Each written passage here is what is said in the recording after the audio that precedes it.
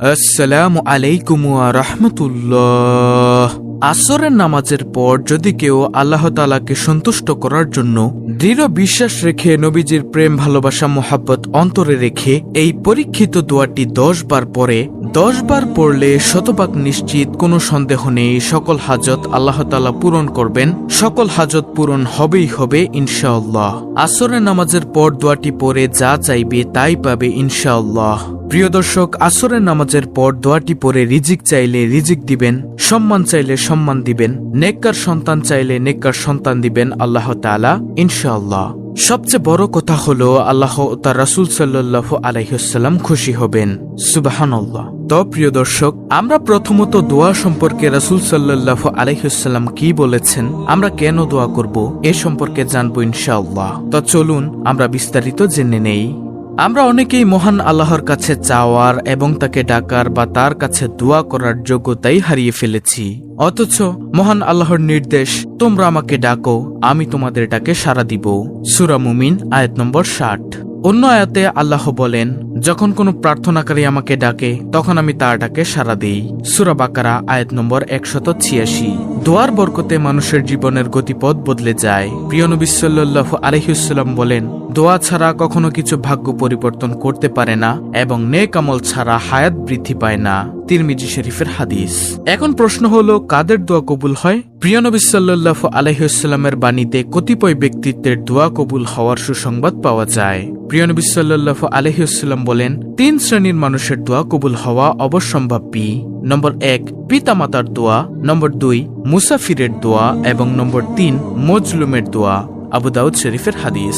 এছাড়া অসুস্থ জনের দোয়া কবুল হয়, অসুস্থ জনকে ক্ষমা করা হয় ও মর্যাদা বাড়িয়ে দেওয়া হয়। হাদিসে আছে, কোনো অসুস্থ ব্যক্তির কাছে গেলে তার কাছে নিজের জন্য দোয়া চাওয়া, কেননা অসুস্থ ব্যক্তির দোয়া ফেরেশতাদের দোয়া বা মিনতি করার মতো। ইবনে মাজাহ শরীফের হাদিস। অন্যদিকে অনুপস্থিত ব্যক্তির জন্য দোয়া করলে ওই দোয়া কবুল হয়। প্রিয় নবী সাল্লাল্লাহু আলাইহি ওয়াসাল্লাম বলেন, কোনো ব্যক্তি যদি তার ভাইয়ের জন্য তার পিছনে অর্থাৎ অনুপস্থিতে আল্লাহর কাছে তার দোয়া করে, তবে ফেরেশতা ওই দোয়া কবুলের জন্য আমিন বলেন এবং কান্নাকাটি করে দোয়া করলে নিজের জন্য এ দোয়া কবুল হয়। আশা করি প্রিয় দর্শক বুঝতে পেরেছেন। এখন কথা হলো, কাদের দোয়া কবুল হয় না? যেসব কারণে দোয়া কবুল হয় না তা হলো, নম্বর 1, পানাহার ও পোশাক হালাল না হওয়া, এর কারণে দোয়া কবুল হয় না। নম্বর 2, দোয়া ইখলাস ও নিষ্ঠাহীনতা, এর কারণে দোয়া কবুল হয় না। নম্বর 3, রক্তের বন্ধন ছিন্নকারীর দোয়া কবুল হয় না। নম্বর 4, গুনাহ করা ও গুনাহে অবিচল থাকা, এই ধরনের ব্যক্তির দোয়া কবুল হয় না। নম্বর 5, দোয়ায় অমনোযোগী ব্যক্তির দোয়া কবুল হয় না। নম্বর 6, দোয়া কবুলের জন্য তাড়াহুড়াকারী ব্যক্তির দোয়া কবুল হয় না। নম্বর 7, সৎ কাজে আদেশ ও অসৎ কাজে নিষেধ না করা ব্যক্তির দোয়া কবুল হয় না, ইত্যাদি।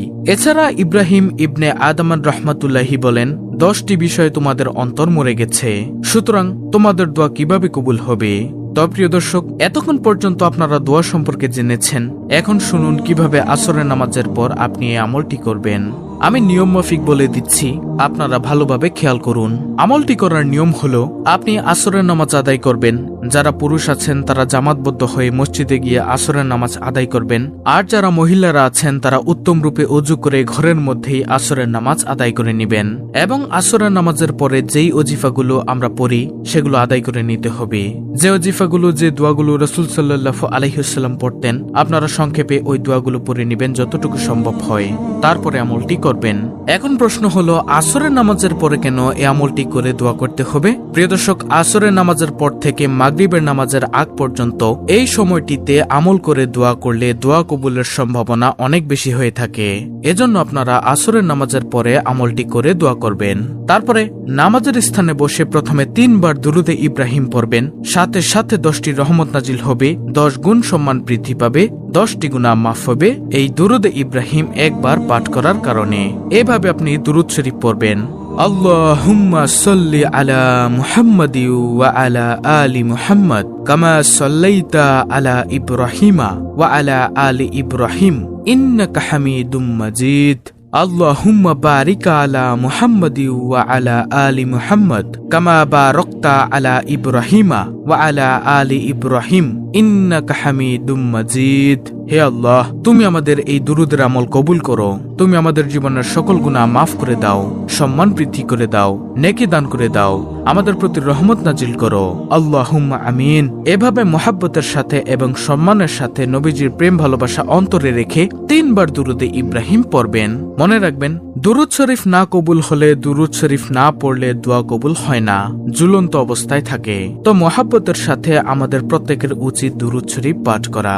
তারপরে দুরুদ শরীফ পাঠ করার পরে আস্তাগফিরুল্লাহ, আস্তাগফিরুল্লাহ, আস্তাগফিরুল্লাহ এই ছোট্ট ইস্তেগফারটি 100 বার পড়বেন। বেশিক্ষণ সময় লাগবে না। ইস্তেগফার আমল অত্যন্ত দামি আমল, আমরা সবাই জানি। ইস্তেগফার করলে সকল বিপদ থেকে মুক্তির পথ আল্লাহ তাআলা উন্মুক্ত করে দেন। নবীজি সাল্লাল্লাহু আলাইহি ওয়াসাল্লাম বলেছেন, ইস্তেগফার করলে সকল রকমের পেরেশানি হতাশা দূর করে দিবেন। আমার নবীজি সাল্লাল্লাহু আলাইহি ওয়াসাল্লাম বলেছেন, ইস্তেগফার করলে আল্লাহ তাআলা এত খুশি হয়, অকল্পিত রিজিক আসবে যা আমরা কখনো কল্পনা করিনি। সুবহানাল্লাহ। শুধু তাই নয়, আল্লাহ তাআলাও তো ওয়াদা করেছেন। আমরা সবাই জানি, কিন্তু আমরা ইস্তেগফার করি না, শয়তানের ধোঁকায় পড়ি। শয়তানের ধোঁকায় পড়বেন না, ইস্তেগফার করুন।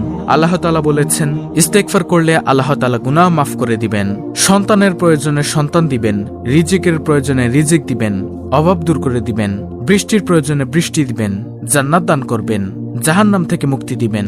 তো বেশি বেশি ইস্তেগফার পড়বেন, তাড়াহুড়ো করবেন না, 100 বার আস্তাগফিরুল্লাহ পাঠ করবেন মনোযোগ সহকারে। প্রিয় দর্শক, তারপরে দোয়াটি আপনারা 10 বার পড়বেন। বিশ্বাস রেখে পড়বেন যে আমার নবীজি কসম করে বলেছেন দোয়া কবুল হবেই হবে। দোয়াটি হলো ইসমে আজম। আমরা সবাই জানি, ইসমে আজম দোয়া করতে দেরি, আল্লাহ তাআলা দোয়া কবুল করতে দেরি করেন না। এই ইসমে আজমটি 10 বার পড়বেন। ইসমে আজমটি হলো আল্লাহুম্মা ইন্নী আসআলুকা বিআন্নী আশহাদু আন্নাকা আনতাল্লাহু লা ইলাহা ইল্লা আনতাল আহাদুস সামাদুল্লাযী লাম ইয়ালিদ ওয়া লাম ইউলাদ ওয়া লাম ইয়াকুল লাহু কুফুয়ান আহাদ। এটি হচ্ছে ইসমে আজম। আপনারা স্ক্রিনশট নিয়ে রেখে দিন। ইসমে আজমটি মুখস্থ করে নেবেন। কতবার পড়বেন? 10 বার পড়বেন। ইসমে আজমের অর্থ হলো, হে আল্লাহ, আমি তোমার কাছে প্রার্থনা করছি আর সাক্ষ্য দিচ্ছি যে তুমি একমাত্র আল্লাহ, তুমি ছাড়া অন্য কোনো মাবুদ নেই। তুমি একক সত্তা, স্বয়ংসম্পূর্ণ, যিনি কাউকে জন্ম দেননি এবং তাকেও কেউ জন্ম দেয়নি, আর তার সমকক্ষ কেউ নেই। কত সুন্দর অর্থ, সুবহানাল্লাহ। প্রিয় দর্শক, তারপরে শেষে আবারও দুরুদে ইব্রাহিম পড়বেন। দুরুদে ইব্রাহিম মুহাব্বতের সাথে 1 বার পড়ে নেবেন। তারপর খাস দিলে আল্লাহর কাছে মোনাজাত করবেন। 2 চোখের পানি ছেড়ে দিয়ে বিশ্বাস রেখে ইয়াকিনের সাথে যে আল্লাহ আমার দোয়া কবুল করবেনই করবেন, এরকম বিশ্বাস রেখে মোনাজাত করবেন। তাহলে ইনশাআল্লাহ আপনাদের মনের সকল হাজত পূর্ণ হবে, কারণ আপনি ইসমে আজম পড়ে দোয়া করেছেন। এই ইসমে আজমই আপনারা 10 বার পড়বেন মোনাজাতের আগে। প্রিয় দর্শক, ভিডিওতে যেভাবে নিয়ম বলে দিয়েছি, আপনারা যদি না বুঝে থাকেন, ভিডিওটি আবার দেখে নিয়ম অনুযায়ী আমলটি করবেন। তাহলে ইনশাআল্লাহ আশা করি আপনি আমলটি সহিভাবে করতে পারবেন। তো এই ছিল আমাদের আজকের ভিডিও, অত্যন্ত গুরুত্বপূর্ণ একটি ভিডিও, ইসমে আজমের ভিডিও। ভিডিওটি ভালো লাগলে অবশ্যই চ্যানেলটিকে সাবস্ক্রাইব করে পাশে